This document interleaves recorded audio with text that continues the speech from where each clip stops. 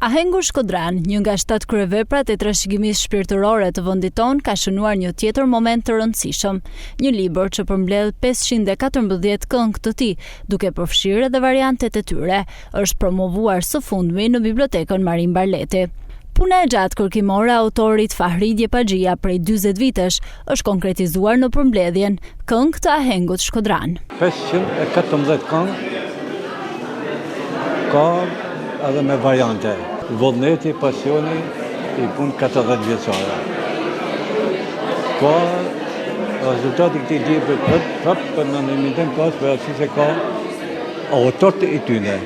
Kush i ka bakan? Kjo arrit vlerën librit. Libri ka dhe përveç saj që pas ma nek historinë ka dhe strofat të shumëta.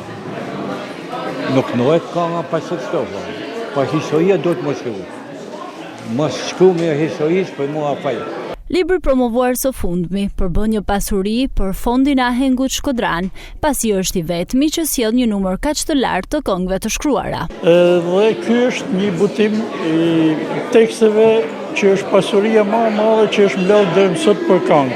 Këtu janë rreth 488 këngë, por me variante shkojnë rreth 520, sepse disa këngë kanë edhe 2-3 variante.